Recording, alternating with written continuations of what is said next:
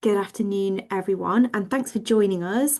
I'm Becky, and I'm the Chief Exec of the English Association, and I'm delighted to be here for this session this afternoon and to see you all here with us, particularly at this time of year when we're all tired and we've all got lots still left to do before the winter break is here. So thank you very much for giving your time to us this afternoon for the next 45 minutes or so. I'm going to just give you a quick word about the EA. We are a learned society and a subject association that was founded in 1906 to promote, support, and celebrate the discipline of English studies. We cover all stages of education from primary and early years through secondary and further to higher education and beyond.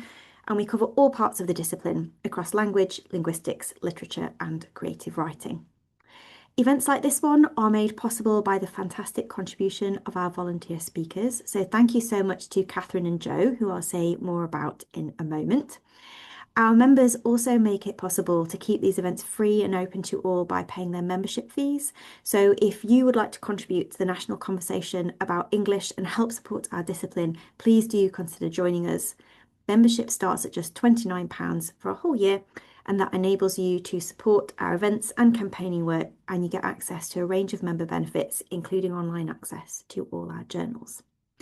Right, now to the good stuff. So we're here to talk about adventures in close reading poetry with a history of England in 25 poems. And I'm delighted that we have with us Professor Catherine Clarke, who is at the Institute of Historical Research, which is in the School of Advanced Studies in the University of London. And Catherine is the author of the book that we'll be discussing today. Very exciting. We also have Joe Heathcote with us, who is an English curriculum and assessment consultant and a lecturer in ITT Secondary English at the University of Manchester. Joey is also a member of our Secondary and Further Education Committee, so she's bought in all the way. Right, okay, Catherine and Joe, I will now hand over to you. Thank you very much. Fantastic. Thank you so much, Becky. Can you hear me okay? Brilliant. Okay, so I'm going to share some slides. So bear with me while I share my screen. And please tell me. Oh, fantastic. I've got a thumbs up there from Becky, so that's really good to see. So thank you so much, everyone, for the invitation to be here this afternoon. And I want to thank everyone who's made it here because absolutely right, Becky, there's so much going on this time of year. So I really appreciate it. I'm looking forward to sharing my perspectives with you and really looking forward to learning a lot from Joe and from all of you. So, what can we do with a poem and where can close reading take us? I'm going to start us off with a short presentation reflecting on my new book, A History of England in 25 Poems, which was published this September by Penguin. And the book aims to offer some answers to those questions and to make the case for close reading in some new ways.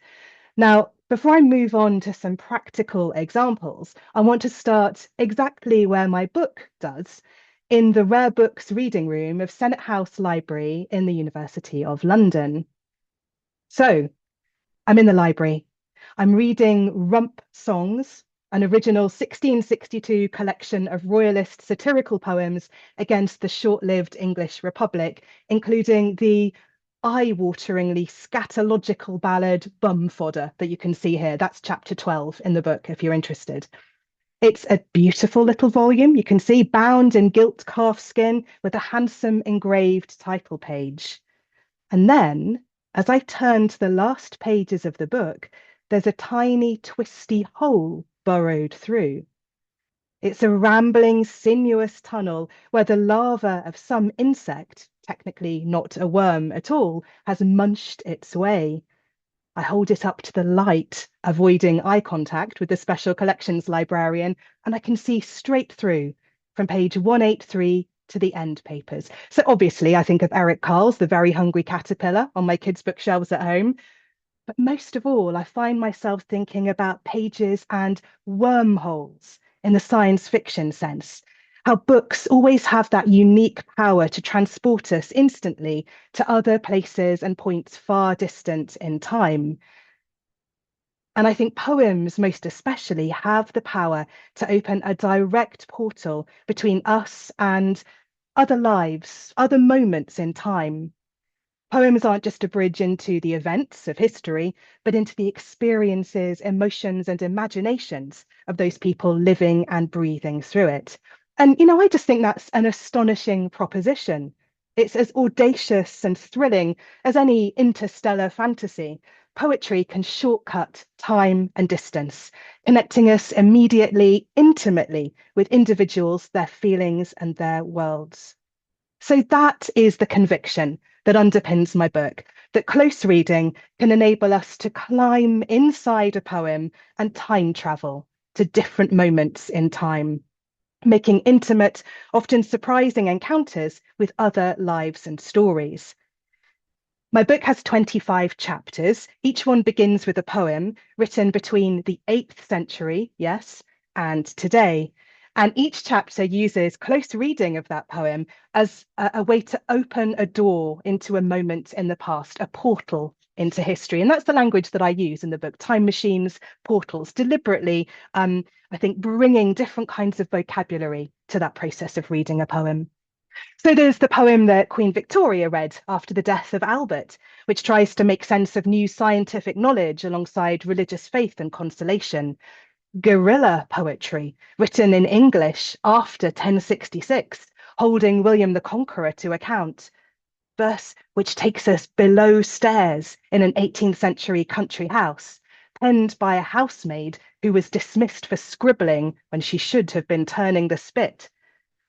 Summer birdsong at a deserted railway station and the ghosts of the Great War, the wheels of Victorian industry and a tragedy in a coal mine, voices from inside a medieval global pandemic and the lived experience of the Black Death, a box of matches and the 1980s miners' strike. Through close reading, each poem opens a doorway into the past, revealing history in new and often surprising ways. So my mission in this book really was to renew a sense of close reading as adventure, as discovery, and as something that has the potential to be astonishing and radical. I'm preaching to the converted here. You all know this already. So I want to say a little bit about choosing my 25 poems. I mean, wow, that was an enormous and challenging but joyful task. My key aim, which I'm sure will resonate with many of you, was to include as much range and diversity as possible. So the poems cover 1,300 years of English history. They range right across the geography of England, and they represent a range of different voices, men and women, people of different social status and class, voices of colour. There's even a poem in the book written by a child. I wanted to break open the canon and include some voices which are often marginalized or less familiar. And I should also be clear that this is not a greatest hits book. It's not the 25 best poems in English. Some of them, and you might have guessed this when I mentioned bum fodder, some of these are not exquisite, timeless verse, although there are words and poems in here to treasure and cherish. But they're not all the usual suspects, and perhaps not all the usual way of thinking about history through poetry. So instead of Tennyson's Charge of the Light Brigade, we have an extract from In Memoriam. And instead of Kipling's If, which does regularly top those polls of the nation's favourite poem, we have a poem written by Lewis Carroll when he was just 13 to entertain his younger siblings. So instead of a master dispensing lessons, you'll be a man, my son, we have a child parodying the voices of Victorian authority in a really fun and accessible poem. So including that range of voices and stories took me to some fascinating places. The first chapter transports us right back into so-called Dark Age Northumbria, with words sung by the 8th century cowherd Cadman. I'm actually originally an early medievalist by training myself. So for me, this was an unmissable opportunity to show how we can time travel through language itself, how words can be time machines. Nu Shulon Herian, heaven reaches word, mer to his mechta and his mood you thank, work Wuldur Fader. So you might find elements of this chapter useful for exploring history of the language at Key Stage 3. And in fact, I have used this chapter already as the basis for workshops with pupils in years 7, 8, and 9. And they responded brilliantly to the Old English, that confidence that they brought, finding connections and ways in. And I think Joe might say a little bit more about language in a moment. We travelled below stairs in an 18th century country house with Mary Leaper. She was a housemaid who tragically died of measles when she was just 24. Her poem Crumble Hall turns the worlds of Bridgerton, I've got a teenage daughter, kids are big fans of Bridgerton, aren't they? Turns the worlds of Bridgerton and Jane Austen upside down. Mary takes us to see the labour that underpins these glamorous worlds. Who's doing the washing up? Her poem is radical and subversive, but it's also hilariously funny and accessible. You know, the maid doing the washing up with a crush on the servant who's snoring on the table. It's all going on. It's funny, but it's powerful. There's a poem written by an enslaved Black African woman from New England, addressing a senior London politician and making the case for freedom. There are well-known poems. Adlestrop is there as a poem that opens up a moving story about the Great War. And I think it's rather different from the typical World War One poetry we often encounter in the classroom. There's no barbed wire, bayonets, or blood here. Instead, the poem captures one tiny, peaceful moment of stillness at a deserted railway station platform in the summer of 1914. So I suppose as I was doing the close reading for each chapter, I thought of each of those 25 chapters as a kind of self-contained short story that you can dip into, but it all comes out of each poem.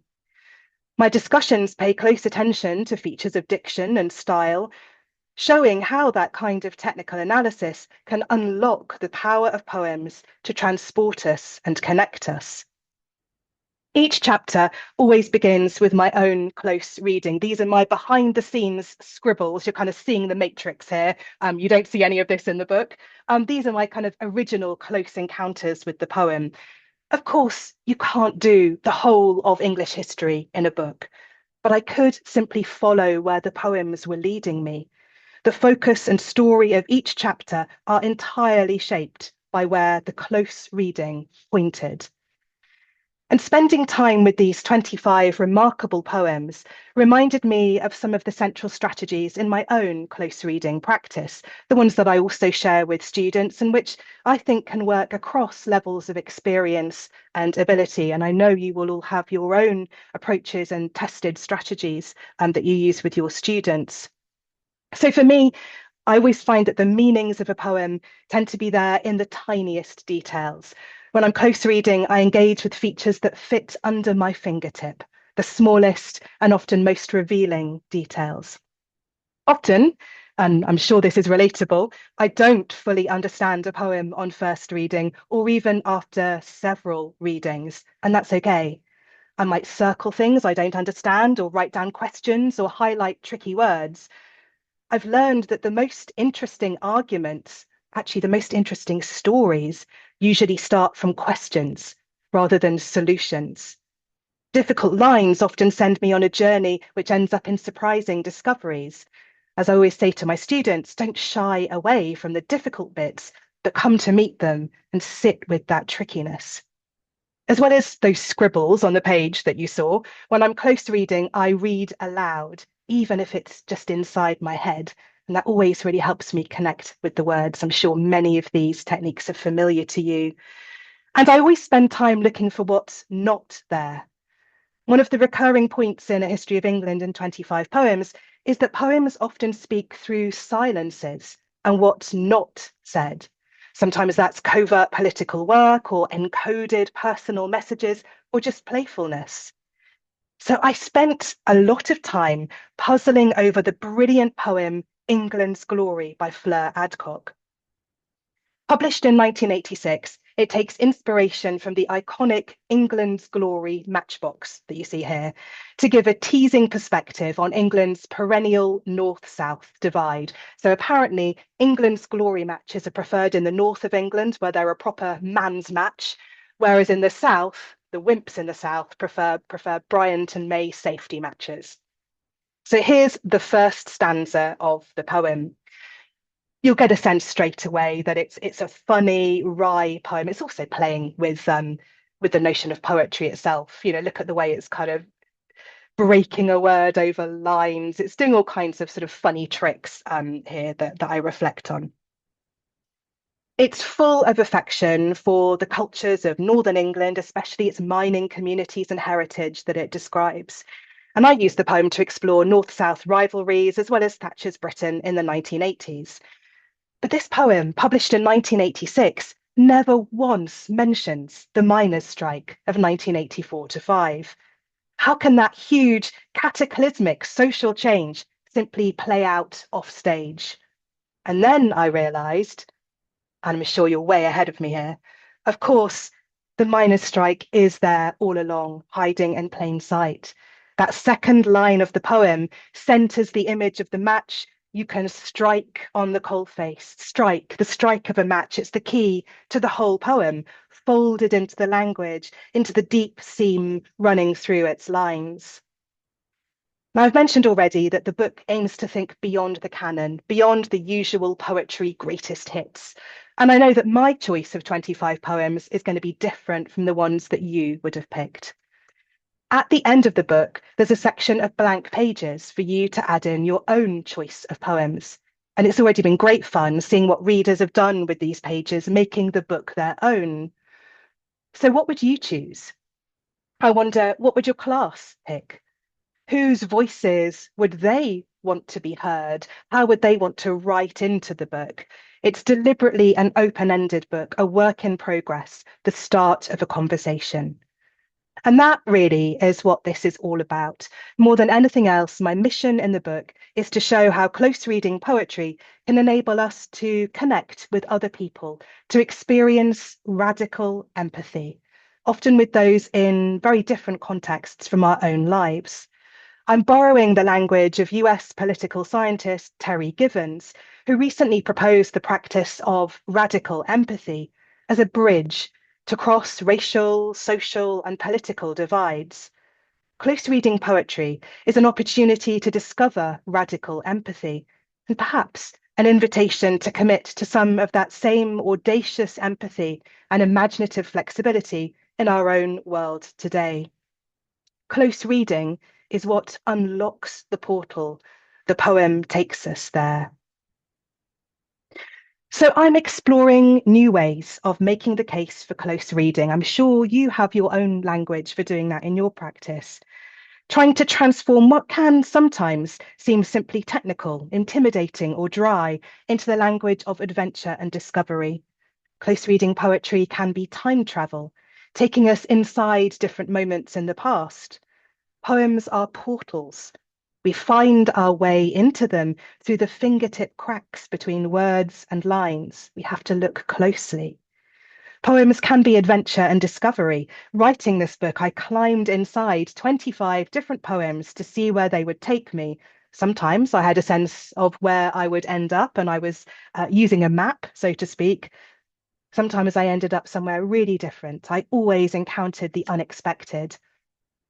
And finally, close reading as the practice of radical empathy. That's something that can really resonate with our students, I think, who are passionate, curious, and care about our world. There's an ethical imperative here, a good answer to the so what question. Close reading connects us with other people and their lived, imagined experiences, both in the past and right now. And I think there's nothing we need more than that in our world today. So that's it from me to start with. I'm going to stop sharing my screen and I'm going to hand over to Jo now. I'll pass over to you. Thanks ever so much, Jo. Well, thank you, Catherine. It's really interesting just to get your take on the book there and the rationale behind you discovering those poems and reading it. I've got my copy right here, and it was really lovely to receive this. It's so nice to get a hardback book through the post when this arrived, and it wasn't what I was expecting. I'll say that first of all, because I thought, oh, okay, a history of England through 25 poems. And I kind of expected, all right, we'll see 25 poems and maybe a few activities around them. And I was not really expecting to discover the amount of storytelling and research that you've put into the book itself. And so it was really quite a journey of discovery for me as well, and a revisit in some places to some familiar places. The first thing that struck me was the scale of it, and it made me really think about the poetry that we use in the classroom and kind of where we begin with students and how much we've left kind of untrodden, maybe until we reach A level, where things get really juicy and where people really fall in love with our subject. And so I was thinking, oh, the kind of what are the opportunities here to kind of, stir up those feelings, that love for the subject beforehand. I was it was absolutely monumental to you've talked about is it Cadman's hymn in 730, and that's where the book begins. And so actually the first thing that I found very inspirational was the chronology of this book and the kind of timeline that is created. Um, and I think it's really interesting to maybe let students, we kind of get the novels out, we get the drama out, we do some Shakespeare, and then we do a bit of poetry here, some poetry there, some in year 7, blah, blah, blah, the anthology in year 10 and 11. And I think, actually, do we ever stop to consider just how significant poetry has been as an art form um, through the mists of time? uh, and in conjunction with history and in conjunction with the history curriculum, not just as a way of recording history and events, but also just as a mode of storytelling. Quite often, I think, oh, like back in the day, we'll be teaching myths and legends with year 7, and so on. But just how much of those modes were in verse form or used as oral poetry. And I think, how much do they tell us about different societies and different peoples through time? And it really did strike me, kind of just looking at the research that you've done in the book, Catherine, that, isn't it really interesting? We kind of, you've just used that phrase, radical empathy. And I feel quite worried about the way society's going at the moment. Don't get me started on politics. I'll be here till 7:30. But, isn't it interesting that poetry as an art form is not limited to one society? It's not limited to one civilization. It's not limited to one country. It's not limited to one gender. As you've just pointed out, Catherine, it's not limited to one age group.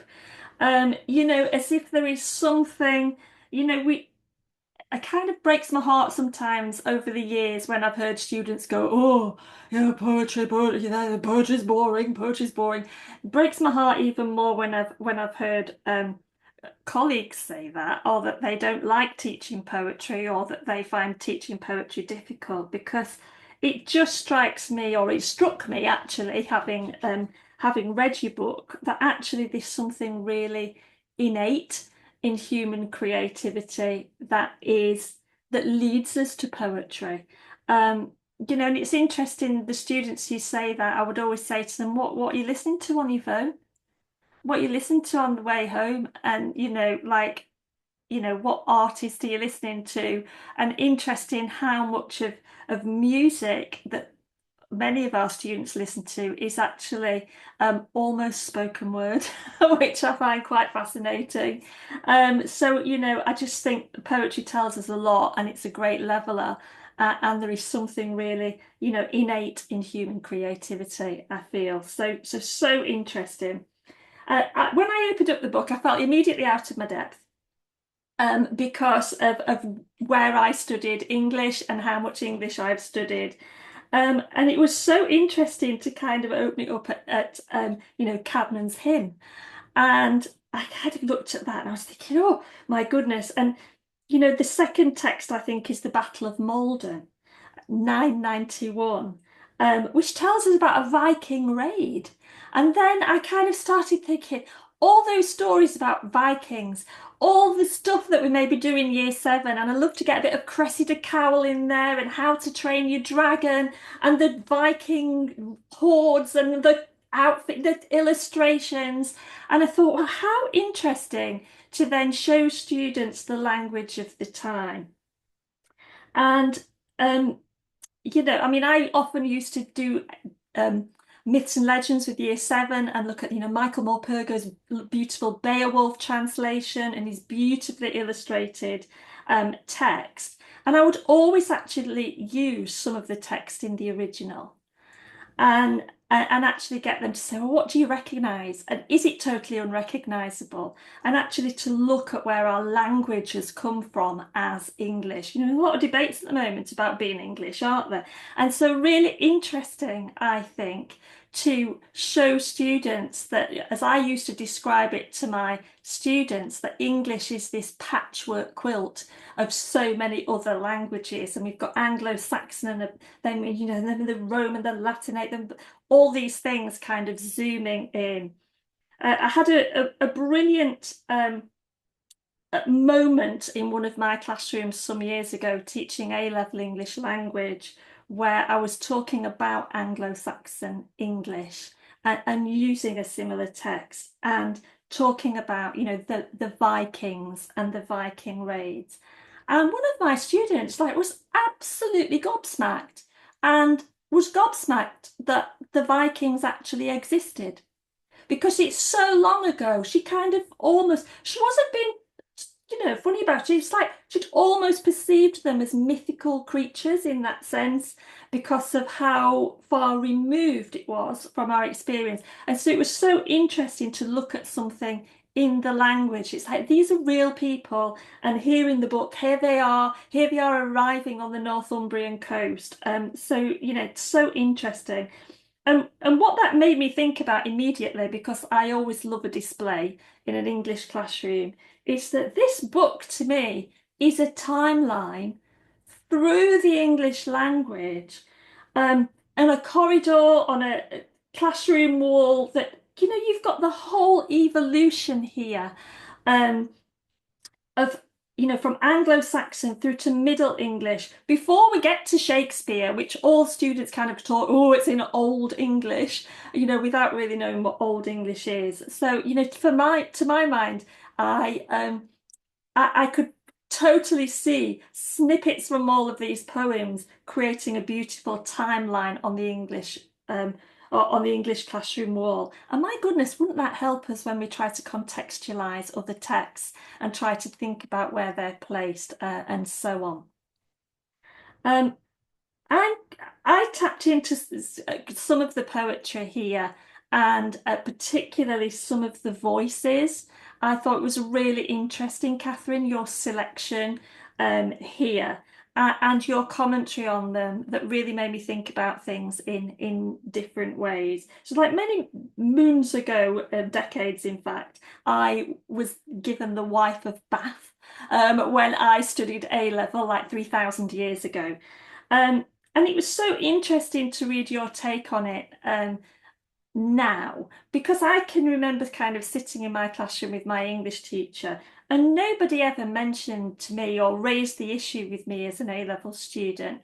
Because you're like, oh, we love this garrulous woman who is the wife of Bath, and and I love her because she's got a gap in her teeth like me, in the front teeth here, and I love all that kind of bawdiness about her. But it was only when I came to read your close reading here that I thought, but she's presented through the eyes of a man. It's the first time in my whole life I've really kind of stopped and thought about that and thought, well, you know, at, in this period, she's such an iconic literary character, and yet whose views are we getting there? Whose perspectives? And, reminds of us who had the privilege of education and who didn't, and who was writing and who was published, and so on, which I think, raises really fascinating um, fascinating angle to discuss with students. You've spoken before about how, sort of authentic female voices, and I was very touched by your Anne Askew inclusion. I don't know if you want to just tell everyone just a little snippet or a little taster of that poem, because I actually found that very moving. And again, another voice that's been lost from history, and an interesting perspective, I think, maybe for anybody who is teaching something like The Crucible, which is set in 1692, Macbeth in 1606. This is kind of 1550, I think, if I'm remembering rightly. Can I can I Yeah. can I put you on the spot, Kath? Yeah, absolutely. And you've already picked up on some of those kind of cross-curricular resonances there might be as well, with things that students are studying in history. So yeah, Anne Askew was a woman in the middle of the 16th century. She was burned at the stake for her religious views, which to us today seem like a real technicality. She believed that in the mass, the Christian service of the mass, that the bread and the wine didn't literally turn into the body and blood of Jesus, even though she was a woman of deep faith and deeply respected the sacrament of the mass. But of course, although the English Church had broken with Rome, Henry VIII was still very conservative about what you had to believe, and she was on the wrong side of that. I think for me, Jo, one of the things I cried actually when I wrote that chapter, and it was one of several chapters that made me cry while I wrote it. It was the absolute bitter irony, knowing that about 10 years later that was the right thing to believe, Yeah. and how but her words are it's a really accessible, it's not like reading the Yes. metaphysical poets, is it? Really Yes. accessible ballad. And Very. she is just so defiant and bold. She writes it in prison, awaiting being burned at the stake, but she talks about her courage, her faith, and her joy. And that for me was, we've talked about radical empathy. That was a place that actually even I found it hard, even for kind of radical empathy, Yes. to take me to imagine that. But I'm really glad it connected with you, Jo. Yes, really interesting. And as I say, that was a discovery for me, and so interesting, and really kind of resonated. It sort of reminded me very much of Blake's Songs of Innocence in some respect, because it is so almost childlike in the way it's, but powerful at the same time. Really interesting. Um, Phyllis Wheatley, I had never really studied before. Again, an incredible story. You know, of Phyllis Wheatley, 1773, writing the poem, as an enslaved, having been an enslaved person, and then kind of being instructed to write this poem to some earl, some toff somewhere, to kind of test her skill. It's just kind of, it's absolutely amazing. What you've included there, and I found that very interesting to compare with the Grace Nichols later on, where Hurricane Hits England was a very much loved poem that I used to really enjoy teaching in the classroom. We talk a lot about diversifying the curriculum today, and I recall that just two specifications ago at GCSE we had an anthology that included Tatam Kula Africa, Imtiaz Darker, Sujata Bhatt, John Agard, Manisa Alvey, and Grace Nichols, and that wonderful poems that were quite interesting. Um, and so it led me to think about voices, and voices in the classroom, and how often in the classroom lessons that I observe can sometimes be very teacher-led and very annotation-led. And let's get these notes in the anthology and learn them for the exam, rather than, as you said there, it's okay not to understand first readings. And how do we explore those fingertip details? And I actually find that kind of over annotation is one of the reasons why students find poetry very challenging, that they think there's a magic answer that they should immediately grasp, and if they can't, the teacher is the key to unlocking that mystery and unlocking that knowledge. So For me, and this is something that I've been kind of championing in some of the coaching that I've been doing with English departments, is to bring back the oracy around the exploration of poetry. And quite often, perhaps less experienced colleagues are a little bit nervous because they think, oh, they should have the annotations, but actually, it's about enabling students to explore. By all means, set some clues, or by all means, set some prompt questions.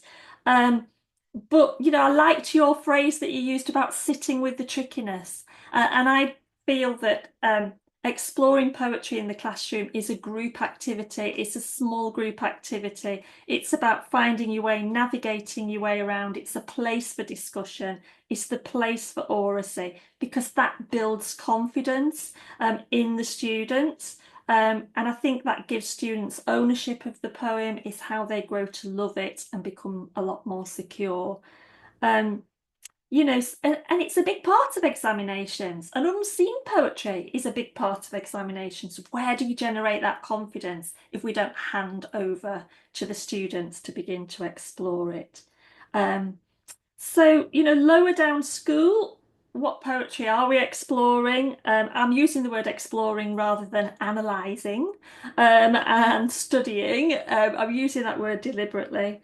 Um, and also, for me, I think poetry is a really good stepping stone into creative writing because you're looking at, fabulous imagery, amazing vocabulary. There are things you can cherry pick and take into your own creative writing.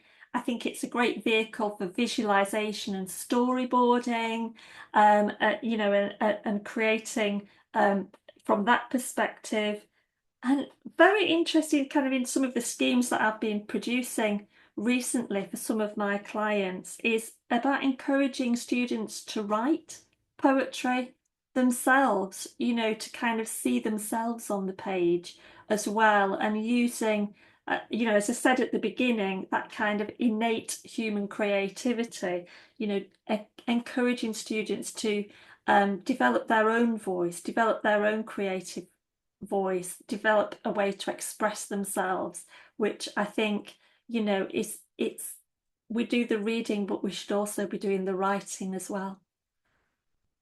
Oh, Joe, it's so inspiring listening to you. All those kind of generous and expert insights. And what I'm really struck by actually is you and I we're both kind of making the case for poetry and close reading poetry in our Yeah. own ways, aren't we? And it's really interesting to hear from you about some of the strategies that you've seen kind of work in the classroom. And I do really love what you're saying about voices Mm. and looking for those different voices and making sure that we're engaging students with different voices, but the importance of their voices. And yeah, the idea that close reading a poem, it's not like solving an algebra equation that has a solution at the end. Poem is not a sort of puzzle to be solved.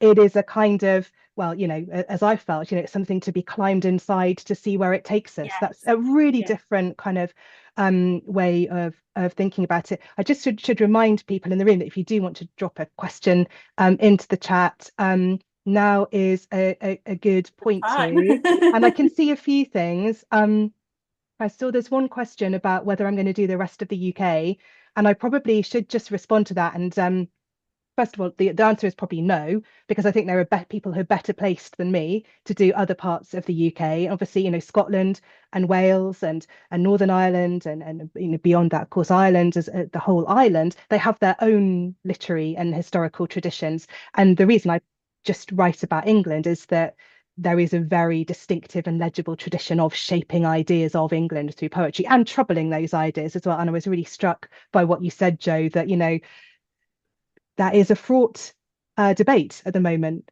What is England? Who gets to speak for England? What is English? And I hope, one of the things that my book does is show, I loved your image, Joe, of the patchwork of Englishness, of Patchwork. Yeah. language and voices. And, the book shows that there's always been that diversity, always been those many different voices speaking for England in different ways.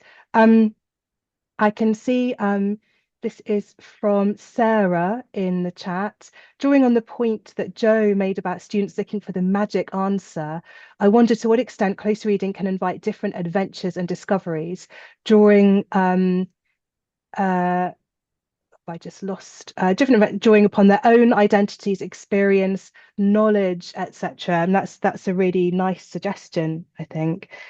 I mean, Jo, that maybe chimes a bit with what you were saying about making that Yeah. connection between the reading poetry and doing poetry, making And poetry, yeah, our it's own voices. making poetry yourself, yes, for sure.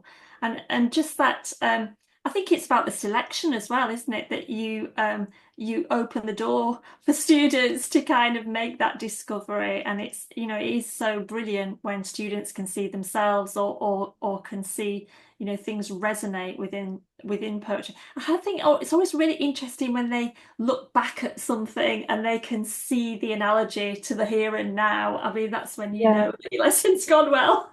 They really. yeah. Yeah, absolutely. And, I suppose, I mean, it should be clear, obviously, that we've talked quite a lot about some of the early stuff right now. And Joe, I love your idea that of course, why would Vikings not seem like they might be out of the world of myth and legend? And I love that that suddenly clicked for one of your students that Vikings were Yes. kind of real historical people. But we've talked a lot about the early stuff, and the book does go, all the way through to the present day. The most recent poem by Zafar Kunyal is 2022. But I think there's something particularly powerful that we can see ourselves sometimes in unexpected places. And again, that comes back to radical empathy that, you know, yes, we recognize ourselves in people who are like us and poems that are written in a time close to ours. But for me, the power is finding those points of kind of relatability and empathy and intimacy with people in such different worlds. Somebody grieving the death of a child during the Black Death, but it's still so relatable, or feeling, the loneliness and the unbelonging of Cadman out in the cold by himself in the 8th century. And that's just amazing that poetry can make us feel that. I just, it's just incredible, isn't it? There's something from Jonathan, and this is probably for you, Joe. Will the GCSE syllabus become less about violence and war? Sun's Cortex are about men behaving badly. Oh, I mean, a Macbeth, lot of literature is about men behaving badly, to Lord be of the fair. Flies. Yeah, Lord of the Flies. Um, and Power and Conflicts. I would imagine there, Jonathan, that that's maybe the choices that the school has made to kind of maybe thematically link things. That there are other choices. Obviously, the other side of the anthology from Power and Conflict is love and relationships, and people often then study that with Romeo and Juliet at the same time. And there are other choices of text, so maybe the choices are there to kind of give thematic links, I would have said. But yeah, there are plenty of other choices, but I think that tends to go with the schools as to what they pick and what they would harness together. But I I think take your I, point. It might be I nice to have a bit of a breather from from that for I sure. I think I would want to be mischievous and suggest they had a look at Adelstrop as a power and conflict poem, which I know is not part of the anthology. But for me, that it is such a powerful poem, written about a moment in the summer 1914, written in early 1915 when the world has changed, published just a few days after Edward Thomas was killed in action in 1917. And actually, I really loved, Joe, when you started speaking and you talked about scale. For me, this whole project is about scale, because the scale of history is so vast, the scale of English literature is so vast. But when you come into it from the kind of pinprick of a specific poem, you've got that contrast of scale, something so small and intimate. And Adelstrop is a brilliant example of that, because it's literally about moments. And I think that is the power of poetry. I know we're about to wrap up. Some more comments in the chat about, yeah, this kind of journey we're all on in terms of understanding how those many different colourful contested ideas of Englishness have been made through literature and history over the years. And yeah, Oracy, Joe, I think there's a lot of love for Oracy there. Talk about poems. Yeah. Let's talk about them rather than presenting them as a finished product that these are the answers, underline this, box this, circle that. So yeah, I liked your color coding. I liked your color coding on the Probably looks a little bit more technical and meaningful than it is, but it's just those different strategies, isn't it, for breaking open a text on the yes. page. And for some people those will be visual strategies, for some people it will be, we're all different kinds of learners, aren't we? And we all have our own different ways, of course. And yes, I think Jonathan is pointing us to a recent book that I'm aware of. There's been some brilliant new work on close reading, and there's an article I think also that I've come across, a journal article that relates to this, that includes a wonderful kind of compendium of quotes about what is close reading from different writers. So yeah, I think we are at a great moment for kind of reimagining and re-advocating for what close reading can be for the 21st century. We're at half past, Becky. What beautiful. Well done. Thank you so much. And yes, just to touch on the point about close reading, our spring newsletter will be all on the theme of close reading as a springboard from the new close reading archive that was launched earlier this year. Give it a Google. It's a fabulous resource for learning more about close reading over the history of English literary studies. So thank you, Catherine, and thank you, Joe. I've learned so many things. My pen has been flying across the page. Thank you. And thank you to everyone who has joined us in the room. It's been a real pleasure to have your company and your brilliant comments and questions. And I will leave you all now to enjoy your evenings. Thank you. Thank Thank you. you. Thanks, everyone. Bye.